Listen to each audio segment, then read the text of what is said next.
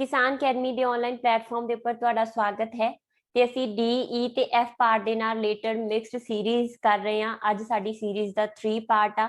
ਕੋਸ਼ਿਸ਼ ਕਰਾਂਗੇ ਕਿ ਪੇਪਰ ਤੋਂ ਪਹਿਲਾਂ ਹੀ ਤੁਹਾਡਾ ਸਾਰਾ ਕੰਪਲੀਟ ਹੋ ਜਾਏ ਇਹ ਤੇ ਇੱਕ ਜਿਹੜਾ ਹੈਗਾ ਮੌਕ ਟੈਸਟ ਵੀ ਲਿਆ ਜਾ ਸਕੇ। ਤਾਂ ਆਪਾਂ ਸਟਾਰਟ ਕਰਦੇ ਹਾਂ। ਸਭ ਤੋਂ ਪਹਿਲਾਂ ਆਪਣੇ ਕੋਲ ਕੁਐਸਚਨ ਹੈ ਵਿਚ ਇਜ਼ ਫੋਲੋਇੰਗ ਇਜ਼ ਰੋਂਗ। ਠੀਕ ਹੈ, ਇਹਨਾਂ ਦੇ ਵਿੱਚੋਂ ਕਿਹੜਾ ਗਲਤ ਆ। ਤਾਂ ਆਪਣੇ ਕੋਲ ਆਪਾਂ ਜਿਹੜੇ ਚਾਈਲਡ ਕੇਅਰ ਆਰਗੇਨਾਈਜੇਸ਼ਨ ਸੀ ਉਹ ਪੜੀਆਂ ਸੀ ਡੀ ਪਾਰਟ ਦੇ ਵਿੱਚ। ਤਾਂ ਸਾਡੇ ਕੋਲ ਪਹਿਲਾ ਕੁਐਸਚਨ ਇੱਥੇ ਕੀ ਹੈ ਕਿ ਜਿਹੜੀਆਂ ਕਿਹੜਾ ਇਹਦੇ ਵਿੱਚੋਂ ਗਲਤ ਆ। ਤਾਂ ਆਪਣੇ ਕੋਲ ਫਰਸਟ ਕੁਐਸਚਨ ਆ, ਫਰਸਟ ਜਿਹੜੀ ਇਹ ਸਟੇਟਮੈਂਟ ਆ NIPCCD। NIPCCD ਦੀ ਫੁੱਲ ਫਾਰਮ ਕੀ ਹੁੰਦੀ ਹੈ? National institute of public cooperation and child development 1966 ਦੇ ਵਿੱਚ ਸੈਟਅਪ ਹੋਇਆ ਸੀ। ਠੀਕ ਆ। CSWB centre social welfare board 1953 ਦੇ ਵਿੱਚ ਸੈਟਅਪ ਹੋਇਆ ਸੀ, ਇਹ ਵੀ ਬਿਲਕੁਲ ਠੀਕ ਆ। ICDS integrated child disabled services, ਇਹ ਗਲਤ ਆ। ਠੀਕ ਹੈ, ਕਿਉਂਕਿ ਜਿਹੜਾ ICDS ਆ ਇਹਦੀ ਫੁੱਲ ਫਾਰਮ ਕੀ ਆ? Integrated child development. ਇੱਥੇ ਕੀ ਆ?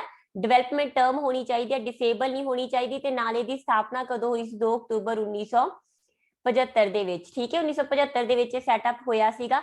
ICDS ਦੇ ਅੰਡਰ ਹੀ ਜਿਹੜੇ ਪੋਸ਼ਣ ਅਭਿਆਨ ਆ ਉਹ ਚੱਲਦੇ ਆ। ਆਪਣੇ ਜਿੰਨੇ ਵੀ ਪੋਸ਼ਣ ਅਭਿਆਨ ਨੇ ਮੇਨ ਇਸੇ ਦੇ ਅੰਡਰ ਹੀ ਵਰਕ ਕਰਦੇ ਨੇ। ਠੀਕ ਹੈ ਜੀ। ਦੈਨ ਹੈਗਾ NCPCR national mission of protection of child rights 2007, ਬੱਚਿਆਂ ਦੇ ਨਾਲ ਰਿਲੇਟਡ। ਅਸਲ ਦੇ ਵਿੱਚ ਪ੍ਰੋਟੈਕਸ਼ਨ ਆਫ ਚਾਈਲਡ ਰਾਈਟ 2005 ਦੇ ਵਿੱਚ ਪਾਸ ਹੋਇਆ ਸੀ। ਉਸ ਐਕਟ ਦੇ ਅੰਡਰ ਹੀ 2007 ਦੇ ਵਿੱਚ ਭਾਰਤ ਦੇ ਵਿੱਚ NCPCR ਦੀ ਸਥਾਪਨਾ ਹੁੰਦੀ ਹੈ। ਤੇ NCPCR ਦਾ ਜਿਹੜਾ ਚੇਅਰਮੈਨ ਆ ਉਹ ਕੌਣ ਹੈ? ਪ੍ਰਿਯੰਕਾ ਕਾਨਗੋ। ਨੈਕਸਟ ਆਪਣੇ ਕੋਲ in which age group child spend time in solitary play, ਜਾਂ ਅਸੀਂ ਕਹੀਏ ਸੋਲਿਟਰੀ ਪਲੇ ਵਿੱਚ ਕਿਹੜੀ ਉਮਰ ਦੇ ਬੱਚੇ ਸ਼ਾਮਲ ਹਨ। ਦੇਖੋ ਤੁਸੀਂ ਸੋਲਿਟਰੀ ਪਲੇ ਟਾਈਪ ਸੀਗੀਆਂ ਜਿਹੜੀਆਂ ਪਲੇ ਦੀਆਂ ਉਹ ਕਰ ਚੁੱਕੇ ਹੋ, ਹਨਾ। ਅਸੀਂ ਪੜ ਚੁੱਕੇ ਹਾਂ ਕਿਹੜੀਆਂ 5 ਮੇਨ ਲੈਵਲ ਸੀਗੇ, 6 ਮੇਨ ਲੈਵਲ ਸੀਗੇ ਕਾਦੇ ਪਲੇਸ ਦੇ। ਠੀਕ ਹੈ, ਜਿਹਦੇ ਵਿੱਚ ਆਪਾਂ ਪੜਿਆ ਅਨਆਕੂਪਾਈਡ ਪਲੇ ਹੁੰਦੀ ਆ, ਦੈਨ ਸੋਲਿਟਰੀ ਪਲੇ ਹੁੰਦੀ ਆ, ਔਨ ਲੁਕਰ ਹੁੰਦੀ ਆ, ਹਨਾ। ਫਿਰ ਇਸੇ ਤਰੀਕੇ ਨਾਲ ਪੈਰਲਰ ਹੁੰਦੀ ਆ, ਐਸੋਸੀਏਟਿਵ ਹੁੰਦੀ ਆ ਤੇ ਕੋਆਪਰੇਟਿਵ ਹੁੰਦੀ ਆ। ਤਾਂ ਜੋ ਸੋਲਿਟਰੀ ਪਲੇ ਸਾਡਾ ਦੂਜਾ ਲੈਵਲ ਆ, ਸੈਕਿੰਡ ਲੈਵਲ ਮੰਨਿਆ ਜਾਂਦਾ ਪਲੇ ਦੇ ਲੈਵਲਸ ਦੇ ਵਿੱਚੋਂ। ਠੀਕ ਹੈ, ਖੇਡ ਦੇ ਲੈਵਲਸ ਦੇ ਵਿੱਚੋਂ। ਤਾਂ ਜਿਹੜੀ ਬਿਲਕੁਲ ਸ਼ੁਰੂਆਤੀ ਸਟੇਜ ਸੀ ਉਹ ਕਿਹੜੀ ਸੀ? ਅਨਆਕੂਪਾਈਡ ਲੈਵਲ ਪਲੇ। ਠੀਕ ਹੈ, ਅਨਆਕੂਪਾਈਡ ਲੈਵਲ ਦੇ ਵਿੱਚ ਜਾਂ ਅਨਆਕੂਪਾਈਡ ਪਲੇ ਦੇ ਵਿੱਚ ਬੱਚਾ ਬੈੱਡ ਦੇ ਉੱਪਰ, ਮੰਜੇ ਦੇ ਉੱਪਰ ਪਿਆ ਆਪਦੀਆਂ ਮੂਵਮੈਂਟਸ ਦੇ ਰਾਹੀਂ ਹੀ ਖੇਡ ਰਿਹਾ ਹੁੰਦਾ। ਹੱਥ ਮਾਰ ਲਏ, ਪੈਰ ਮਾਰ ਲਏ, ਲੱਤਾਂ ਬਾਹਾਂ, ਨਾ, ਇਹਨਾਂ ਦੇ ਰਾਹੀਂ ਖੇਡਦਾ। ਉਸ ਤੋਂ ਬਾਅਦ ਆ ਜਾਂਦੀ ਹੈ ਸੋਲਿਟਰੀ ਪਲੇ। ਸੋਲਿਟਰੀ ਪਲੇ ਕੀ ਆ? ਇਕੱਲਾ ਖੇਡਦਾ। ਬੇਸਿਕਲੀ ਇਹ ਪੀਰੀਅਡ ਕਿਹੜਾ ਹੈਗਾ?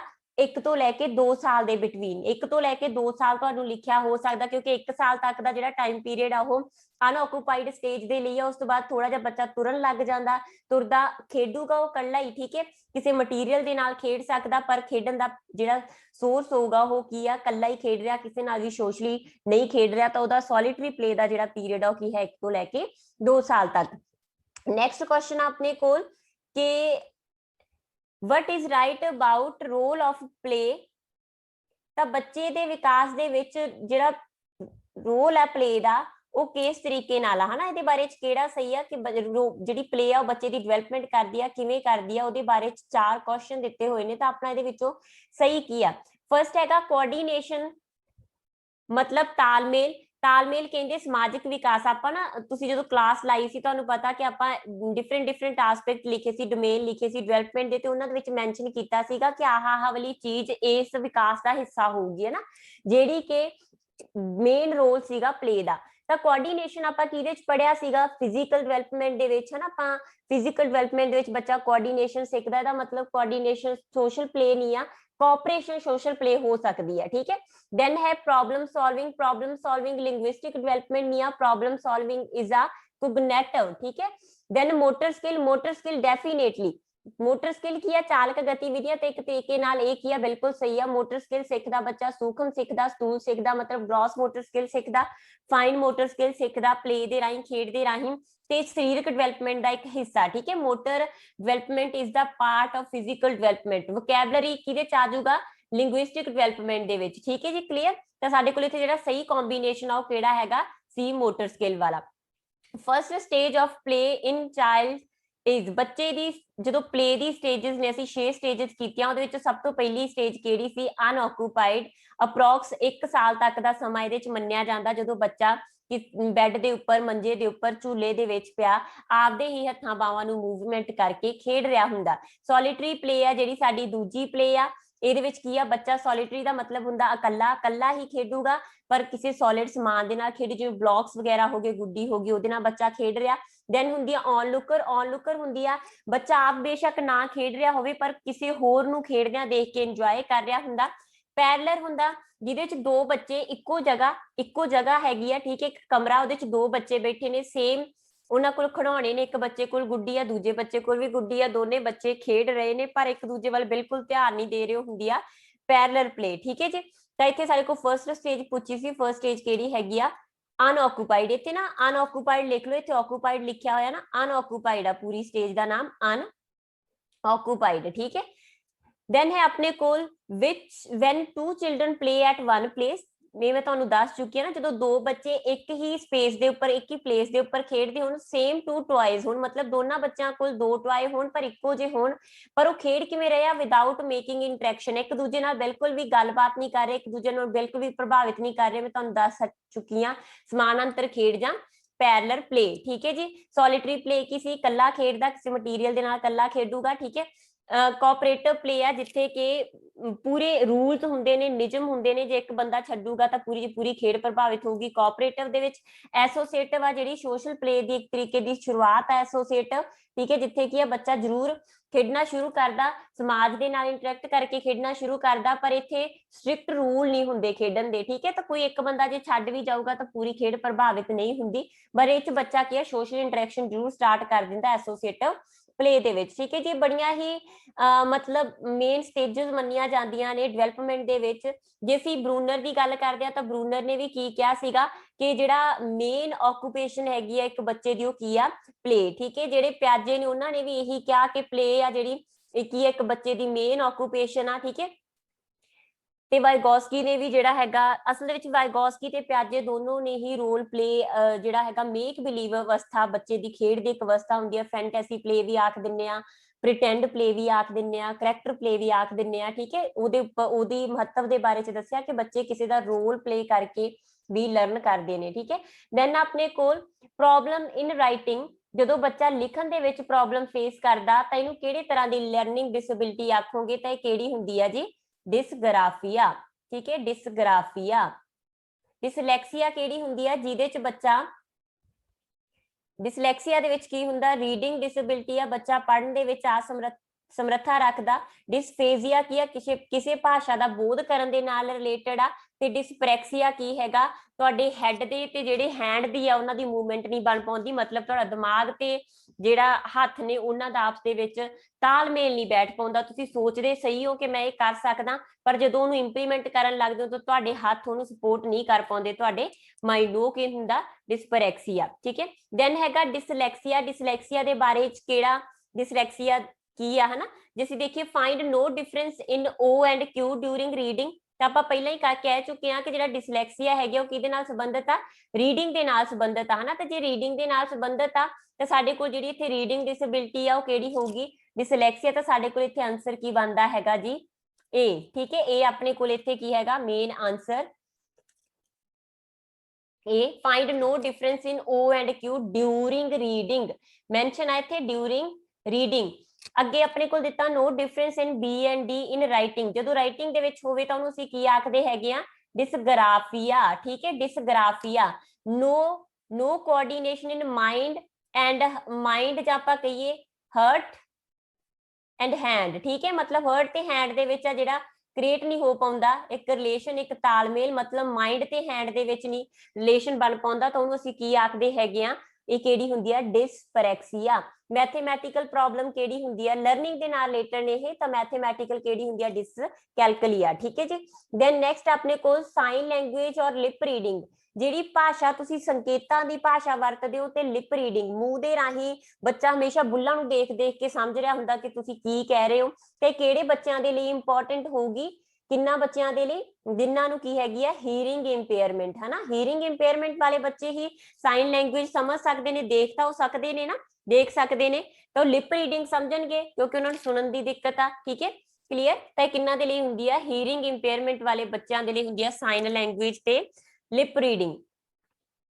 ਦੈਨ ਆਪਣੇ ਕੋਲ ਡਿਸਆਰਥਰੀਆ ਡਿਸਆਰਥਰੀਆ ਕਿਹਦੇ ਨਾਲ ਰਿਲੇਟਡ ਅਸਮਰੱਥਾ ਹੈਗੀ ਆ, ਤਾਂ ਡਿਸਆਰਥਰੀਆ ਜਿਹੜੀ ਹੈਗੀ ਆ ਸਪੀਚ ਦੇ ਨਾਲ ਰਿਲੇਟਿੰਗ ਆ, ਬੱਚੇ ਦੀ ਸਪੀਚ ਸਲਰਿੰਗ ਹੋ ਜਾਂਦੀ ਆ, ਕੰਬਦੀ ਆ ਨਾ, ਬੱਚਾ ਪ੍ਰੋਪਰ ਨਹੀਂ ਬੋਲ ਪਾਉਂਦਾ, ਇਹਨੂੰ ਕੀ ਆਖਦੇ ਹੈਗੇ ਆ, ਡਿਸਆਰਥਰੀਆ। ਠੀਕ ਹੈ, ਮਤਲਬ ਇਹ ਨਹੀਂ ਆ ਕਿ ਬੱਚਾ ਗੂੰਗਾ ਹੁੰਦਾ, ਬਸ ਇਹ ਆ ਕਿ ਬੱਚਾ ਪ੍ਰੋਪਰ ਨਹੀਂ ਬੋਲ ਪਾਉਂਦਾ ਜਿਵੇਂ ਕਿ ਬੋਲਣਾ ਚਾਹੀਦਾ ਹੁੰਦਾ ਇੱਕ ਬੱਚੇ ਨੂੰ, ਤਾਂ ਉਸ ਤਰੀਕੇ ਦੀ ਜਿਹੜੀ ਇੱਕ ਸਪੀਕਿੰਗ ਆਪਾਂ ਕਹਿ ਸਕਦੇ ਆ, ਸਪੀਕਿੰਗ ਡਿਸੇਬਿਲਿਟੀ ਆ ਇਹ ਬੱਚੇ ਦੀ, ਡਿਸਆਰਥਰੀਆ। ਠੀਕ ਹੈ ਜੀ, ਤਾਂ ਆਪਾਂ ਕਰ ਚੁੱਕੇ ਹਾਂ। ਸਾਈਨ ਲੈਂਗੁਏਜ ਕਿਹਦੇ ਨਾਲ ਰਿਲੇਟਡ ਆ, ਹੀਅਰਿੰਗ ਇੰਪੇਅਰਮੈਂਟ ਦੇ ਲਈ ਵਰਤੀ ਜਾਊਗੀ। ਠੀਕ ਹੈ, ਵੱਡੇ ਅੱਖਰ ਕਿਹਨਾਂ ਲਈ ਵਰਤੇ ਜਾ ਸਕਦੇ ਨੇ, ਵਿਜ਼ੂਅਲ ਇੰਪੇਅਰਮੈਂਟ ਜਿਨ੍ਹਾਂ ਨੂੰ ਪਾਰਸ਼ਲ ਇੰਪੇਅਰਮੈਂਟ ਆ। ਠੀਕ ਹੈ, ਤੇ ਜਿਹੜੀ ਸਾਡੇ ਕੋਲ ਬ੍ਰੇਲ ਲਿਪੀ ਆ ਉਹ ਕਿਹਨਾਂ ਦੇ ਲਈ ਯੂਜ਼ ਕੀਤੀ ਜਾ ਸਕਦੀ ਹੈ, ਜਿਹੜੇ ਬਲਾਈਂਡ ਨੇ। ਠੀਕ ਹੈ, ਵਿਜ਼ੂਅਲ ਬਿਲਕੁਲ ਹੀ ਜਿਨ੍ਹਾਂ ਨੂੰ ਦਿਖਦਾ।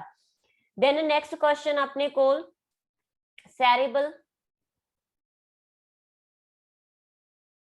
ਹਾਂ ਸੈਰੇਬਲ ਪੈਲਿਸੀ ਕਿਹੜੀ ਡਿਸੇਬਿਲਿਟੀ ਆ, ਤਾਂ ਸੈਰੇਬਲ ਪੈਲਿਸੀ ਆਪਣੇ ਕੋਲ ਕਿਹੜੀ ਡਿਸੇਬਿਲਿਟੀ ਦੇ ਵਿੱਚ ਆਊਗੀ, ਫਰਸਟ ਆ ਲੋਕੋਮੋਟਰ ਡਿਸੇਬਿਲਿਟੀ ਆ, ਵਿਜ਼ੂਅਲ ਇੰਪੇਅਰਮੈਂਟ ਆ, ਸਪੀਚ ਇੰਪੇਅਰਮੈਂਟ ਆ, ਜਾਂ ਲਰਨਿੰਗ ਡਿਸੇਬਿਲਿਟੀ ਆ।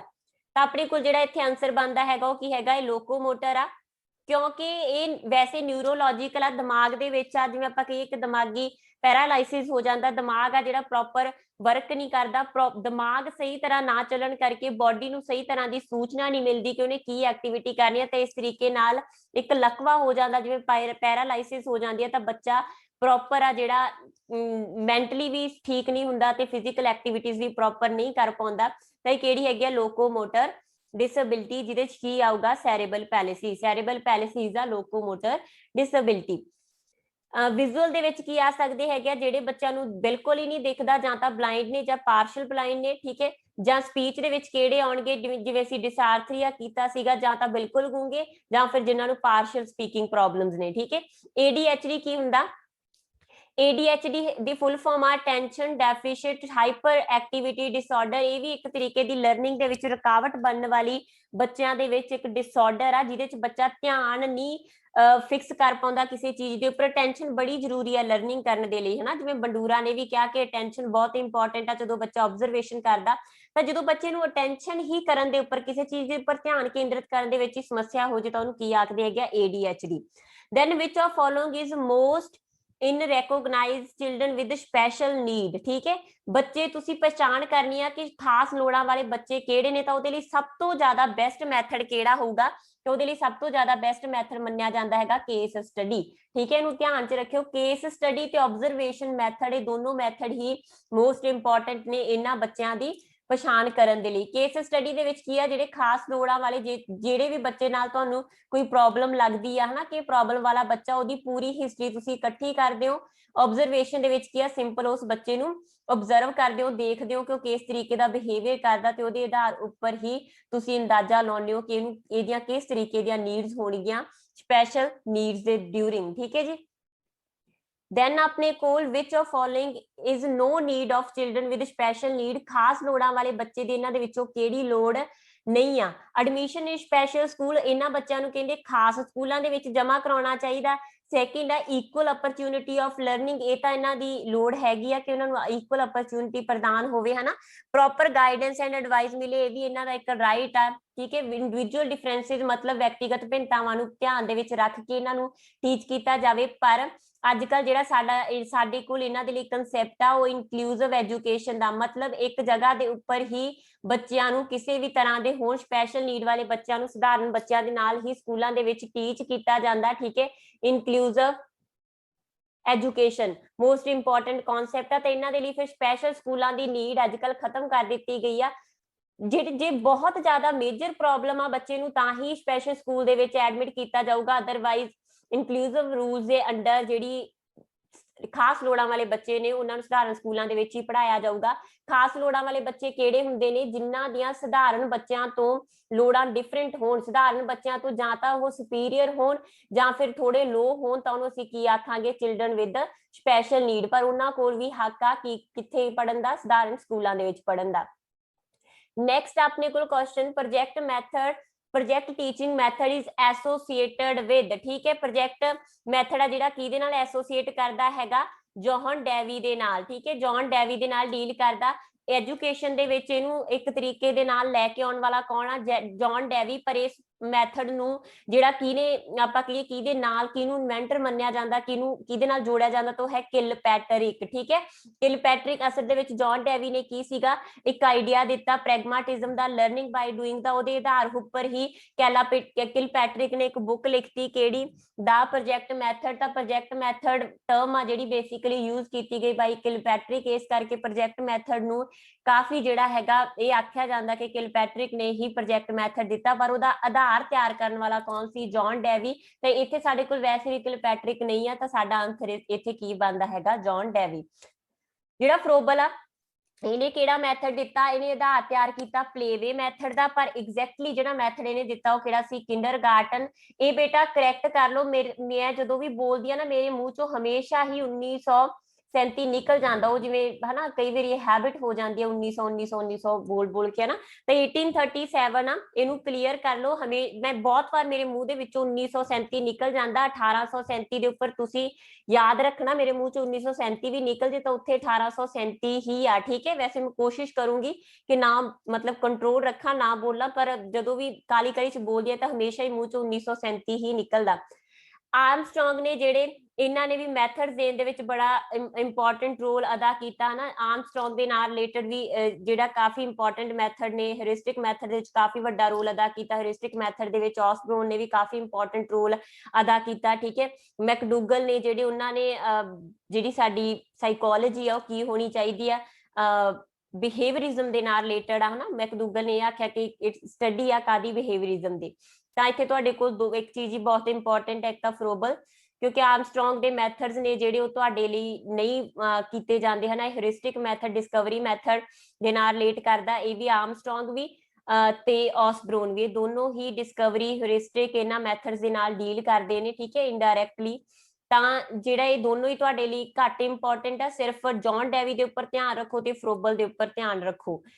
then अपने कोल है which of following policy recommend first set up state level pre primary education center। केड़ी सिक्ख्या नीति ने राज पद्धर ते प्री प्राइमरी केंद्र स्थापित करन दी गल सब तो पहला कीती सी? तो पॉलिसी अपने कोल है नेशनल पॉलिसी ऑफ एजुकेशन 68। ठीक है, बेशक कोई प्रॉपर रिकमेंडेशन नहीं दित्तियां, पर ये जरूर आख्या कि प्री प्राइमरी एजुकेशन प्रमोट किया जाए।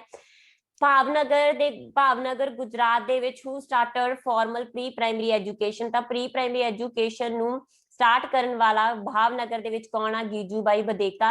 गीजूबाई बदेका ने बड़ियां एफर्ट्स कीतियां ने प्री प्राइमरी एजुकेशन नूं एक प्रॉपर तरीके दे नाल इंडिया दे विच कंटिन्यू करन दी। ठीक है, इन्हां ने मोंटेसरी मैथड नूं फॉलो किया। दक्षिणामूर्ति जिहड़ी फाउंडेशन इन्हां दे नाल संबंधित ने, है ना। नूतन बाल जिहड़ा हैगा सिक्ख्या संघ वो भी इन्हां दे नाल संबंधित है, इन्हां दे नाल ते ताराबाई दे नाल। ठीक है, नैक्सट क्वेश्चन SCRT। हमेशा जो कोई क्वेश्चन मेरे तो गलत हो जाए ना तो फिर मैनूं उहदा आंसर पता लग जाता। मेरी कोशिश रहिंदी आ कि वो क्वेश्चन नूं मैं तुहानूं अगले पेपर दे विच ऐड करके क्लीयर करवा दा। लास्ट क्लास दे विच मैं आख्या सीगा कि SCRT दी स्थापना 1988 दे विच होई आ न्यू दिल्ली दे विच। असल दे विच वो अलग क्वेश्चन आ। 1986 दे विच जिहड़ी हुई है ना वो इस्टैबलिशमेंट वो दिल्ली SCRT दी हुई है। दिल्ली SCRT दे जिहड़ा हैगा इस्टैबलिशमेंट 1988 दे विच हुई है। जे तुहानूं क्वेश्चन आउंदा पंजाब दे विच SCRT दी स्थापना कदों हुई है, तां पंजाब दे विच SCRT दी स्थापना कदों हुई? 1981। Punjab SCRT state council of education research and technology NCRT दी कदों हुई है? 1961 दे विच। ठीक है जी। देन अपने कोल what is wrong about ECC 2013 दी ECC जिहड़ी हैगी आ early childhood care and education के बारे च की गलत आ? तो वट इज की रॉन्ग हैगा कि 3 तो 4 घंटे होणगे, बिल्कुल ठीक आ। ECC दे विच जे 3 साल तो छोटे बच्चे ने तो रेशो आ जिहड़ी 3 साल तो छोटे बच्चों लई केयर टेकर एक होगा 10 बच्चों के पिछे, बिल्कुल ठीक आ। ते हैगा ECC अर्ली चाइल्डहुड एजुकेशन दे विच जानी कि जिहड़े 3 साल तो उपरले बच्चे ने उन्हां दे लई रेशो आ एक टीचर दे कोल 20 बच्चे होणगे ते मिनिस्ट्री ऑफ एजुकेशन दे अंडर है, बिल्कुल गलत है। Ministry of women and child welfare दे अंडर आ। ठीक है, विमन एंड चाइल्ड वेलफेयर है जिहड़ी जां आपां कहिए चाइल्ड डेवलपमेंट दे अंडर आ। ठीक है, मिनिस्ट्री ऑफ महिलावां अते बाल विकास मंत्रालय दे अधीन है। ठीक है, which is not include in ECC third सब स्टेज। ECC ਨੇ ਵਿੱਚ ਜਾਨੀ ਕਿ अर्ਲੀ ਚਾਈਲਡहुड केयर एंड एजुकेशन ਦੇ ਵਿੱਚ 3 ਸਬ ਸਟੇजेस ਦਿੱਤੀਆਂ ਹੋਈਆਂ ਨੇ। ਇੱਕ ਤਾਂ ਪ੍ਰੀਨੇਟਲ ਪੀਰੀਅਡ, ਜਦੋਂ ਬੱਚਾ 9 ਮਹੀਨੇ ਮਦਰ ਦੇ ਪੇਟ ਦੇ ਵਿੱਚ ਹੁੰਦਾ, ਕਹਿੰਦੇ ਉਵੇਂ ਉਹਦੀ ਕੇਅਰ ਕਿਵੇਂ ਕਰਨੀ ਆ। ਫਿਰ ਬਰਥ ਹੋ ਗਿਆ ਤਾਂ ਪਹਿਲੇ 3 ਸਾਲ ਤੱਕ ਕੇਅਰ ਕਿਵੇਂ ਕਰਨੀ ਆ।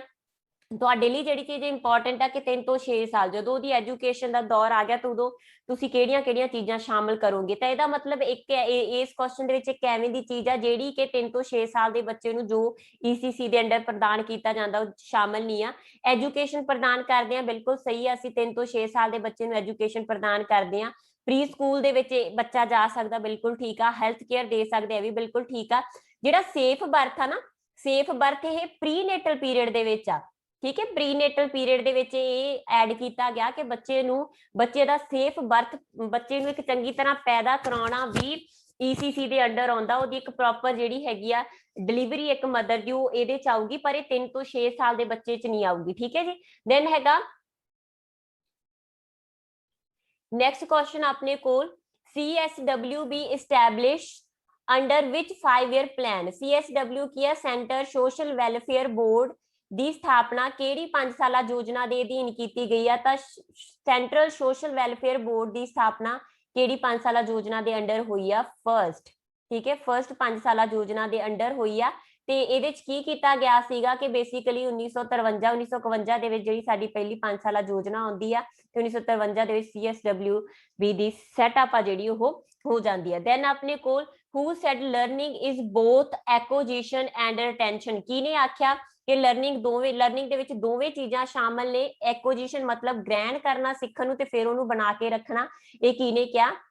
ਸਕਿਨਰ ਨੇ। ਸਕਿਨਰ ਨੇ ਇਹ ਵੀ ਕਿਹਾ ਕਿ ਜਿਹੜਾ ਮੋਟੀਵੇਸ਼ਨ ਆ ਉਹ ਇੱਕ ਪੈਥ ਆ ਕਾਹਦਾ? ਸਿੱਖਣ ਦਾ। ਤਾਂ ਗੋਲਡਨ ਵੇ ਆ, ਮਤਲਬ ਇੱਕ ਸੁਨਹਿਰੀ ਰਸਤਾ ਕੀ ਸਿੱਖਣ ਦਾ? ਲਰਨਿੰਗ ਕਰਨ ਦਾ। ਮੋਟੀਵੇਸ਼ਨ ਦੇ ਬਿਨਾ ਤੁਸੀਂ ਲਰਨ ਨਹੀਂ ਕਰ ਸਕਦੇ। ਇਹ ਕਿਹਨੇ ਆਖਿਆ? ਸਕਿਨਰ ਨੇ। ਤੇ ਨਾਲ ਹੀ ਇਹ ਵੀ ਆਖਿਆ ਕਿ ਜਿਹੜੀ ਐਕੁਜੀਸ਼ਨ ਹੈਗੀ ਆ ਤੇ ਰਿਟੈਂਸ਼ਨ ਦੋਨੇ ਹੀ ਚੀਜ਼ਾਂ ਕਿਹਦੇ ਚ ਸ਼ਾਮਲ ਹੋਣਗੀਆਂ? ਸਾਡੀ ਲਰਨਿੰਗ ਦੇ ਵਿੱਚ। Learning is a modification of behaviour. ਇਹ ਕਿਹਨੇ ਕਿਹਾ? ਗੇਟਸ ਨੇ। ਕਿ ਸਿੱਖਣਾ ਵਿਵਹਾਰ ਦੇ ਵਿੱਚ ਪਰਿਵਰਤਨ ਹੈ, ਕਿਹਦੀ ਕੋਟੇਸ਼ਨ ਆ? ਗੇਟਸ ਦੀ, ਠੀਕ ਹੈ। ਇਹ 2-3 ਕੋਟੇਸ਼ਨ ਖਾਸ ਕਰਕੇ ਲਰਨਿੰਗ ਦੇ ਵਿੱਚ ਇੰਪੋਰਟੈਂਟ ਨੇ।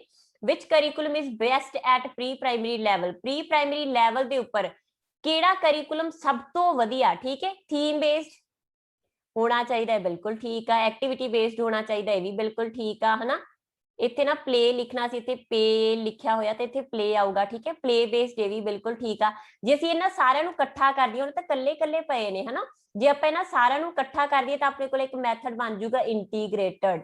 ਤਾਂ ਇੱਥੇ ਸਾਡੇ ਕੋਲ ਆਪਸ਼ਨ ਕੀ ਬਣਦੀ ਆ? ਕਿਹੜਾ ਪਾਠਕ੍ਰਮ ਸਭ ਤੋਂ ਵਧੀਆ? ਜਿਹੜਾ ਕਿ ਇੰਟੀਗ੍ਰੇਟਡ ਹੋਵੇ, ਏਕੀਕ੍ਰਿਤ ਹੋਵੇ, ਜਿਹਦੇ ਚ ਥੀਮ ਵੀ ਸ਼ਾਮਲ ਹੋਵੇ, ਐਕਟੀਵਿਟੀ ਵੀ ਸ਼ਾਮਲ ਹੋਵੇ, ਪਲੇ ਵੀ ਸ਼ਾਮਲ ਹੋਵੇ, ਠੀਕ ਹੈ। ਦੈਨ ਨੈਕਸਟ ਆਪਣੇ ਕੋਲ ਕਰਿਕੂਲਮ ਪਾਠਕ੍ਰਮ ਹੈ। ਪਾਠਕ੍ਰਮ ਕੀ ਹੈ? ਇਹਦੇ ਵਿੱਚੋਂ ਕਹਿੰਦੇ ਸਾਰਾ ਸਿਲੇਬਸ ਨਹੀਂ ਹੈ।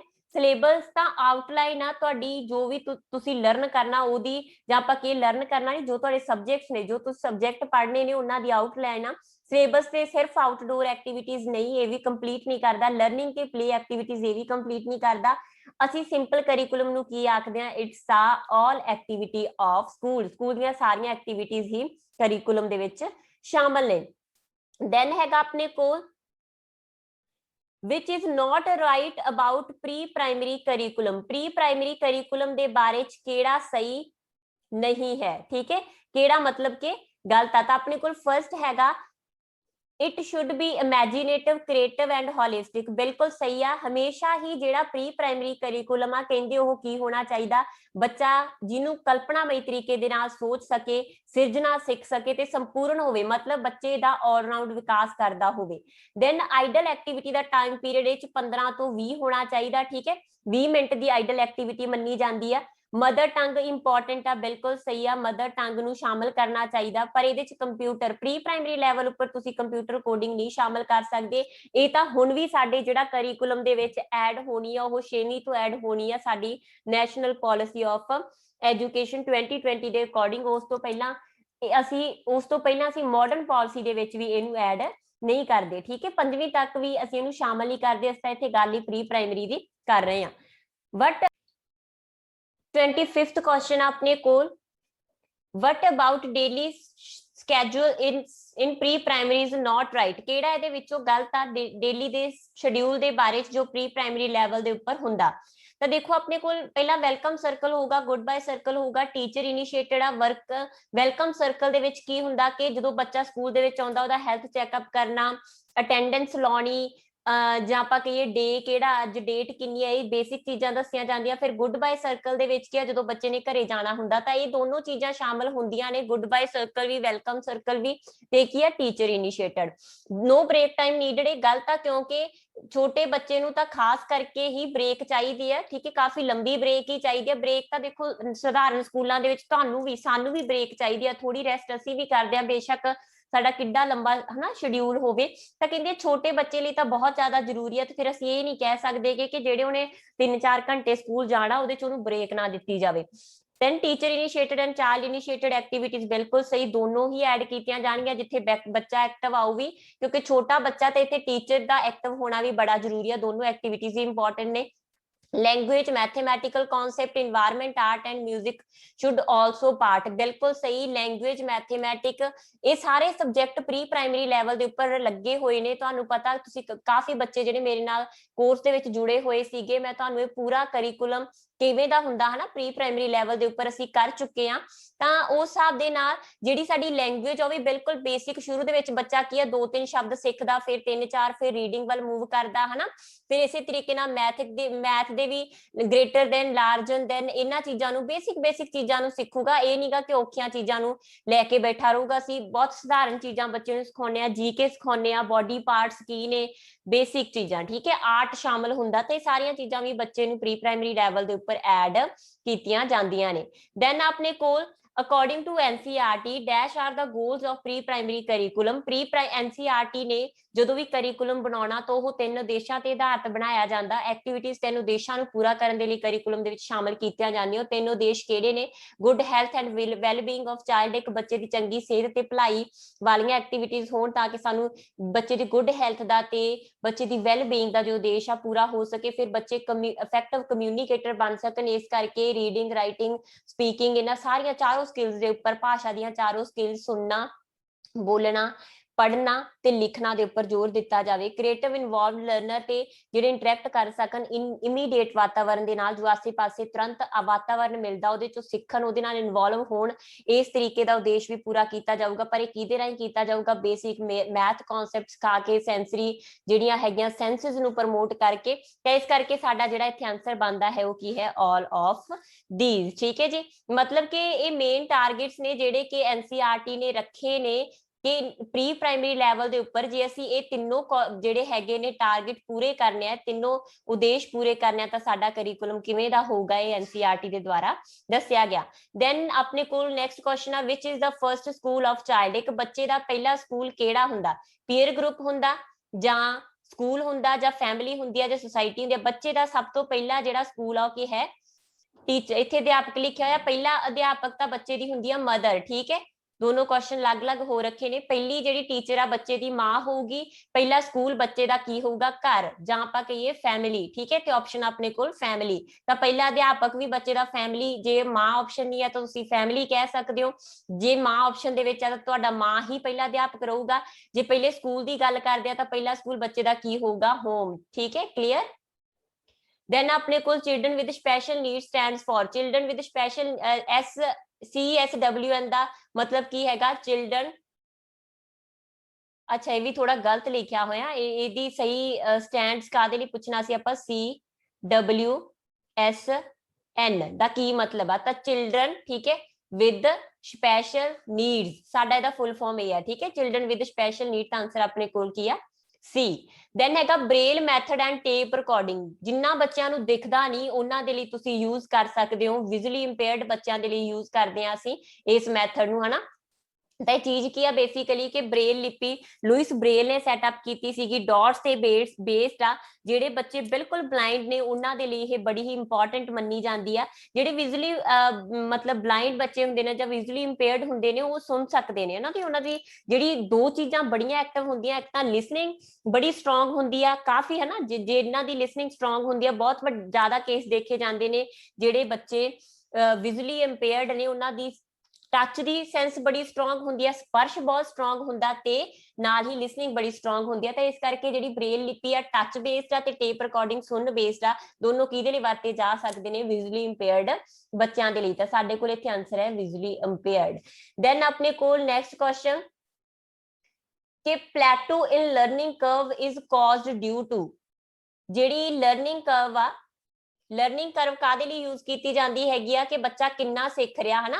ਅਸਲ ਦੇ ਵਿੱਚ ਜਿਹੜੀ ਲਰਨਿੰਗ ਪ੍ਰੋਸੈਸ ਆ ਸਾਡੀ, ਜੋ ਇੱਕ ਬੱਚੇ ਦੀ ਲਰਨਿੰਗ ਪ੍ਰੋਸੈਸ ਆ ਹਨਾ, ਉਸ ਲਰਨਿੰਗ ਪ੍ਰੋਸੈਸ ਨੂੰ ਦੇਖਣ ਦੇ ਵਾਸਤੇ ਕਿ ਬੱਚਾ ਕਿਵੇਂ ਸਿੱਖ ਰਿਹਾ, ਉਸ ਚੀਜ਼ ਨੂੰ ਦੇਖਣ ਦੇ ਲਈ ਹੀ ਅਸੀਂ ਯੂਜ਼ ਕਰਦੇ ਆ।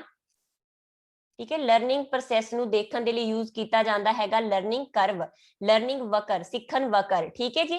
ਤੇ ਇਹ ਜੇ ਆਪਾਂ ਕੀ ਆਪਾਂ ਪੜਿਆ ਸੀ, ਮੈਂ ਤੁਹਾਨੂੰ ਇਹ ਕਰਵਾ ਚੁੱਕੀ ਹਾਂ ਹਨਾ, ਕਿ ਸਾਡੇ ਕੋਲ ਹਮੇਸ਼ਾ ਜਦੋਂ ਵੀ ਲਰਨਿੰਗ ਕਰਵ ਹੋਊਗੀ ਉਹ ਇਸ ਤਰੀਕੇ ਨਾਲ ਹੋਊਗੀ ਕਿ ਬੱਚਾ ਪਹਿਲਾਂ ਇੱਥੋਂ ਸਿੱਖਣਾ ਸ਼ੁਰੂ ਕਰੂਗਾ, ਫਿਰ ਜਿਹੜਾ ਆਹ ਵਾਲਾ ਪੀਰੀਅਡ ਆ ਬੱਚੇ ਦਾ, ਆਹ ਵਾਲਾ ਇਨੀਸ਼ੀਅਲ ਪੀਰੀਅਡ ਆ, ਫਿਰ ਇਸ ਤੋਂ ਬਾਅਦ ਇੱਕੋ ਦਮ ਸਟੀਪ ਆਊਗੀ ਹਨਾ, ਇੱਕੋ ਦਮ ਉਹਨੇ ਸਿੱਖਣਾ ਸ਼ੁਰੂ ਕੀਤਾ, ਫਿਰ ਇੱਕੋ ਦਮ ਫਿਰ ਉਹਦੀ ਜਿਹੜੀ ਹੈਗੀ ਆ ਰੁਕ ਜਾਂਦੀ ਆ, ਬਰਾਬਰ ਹੋ ਜਾਂਦਾ। ਇਹ ਕੀ ਹੁੰਦਾ, ਪਲੇਟੂ।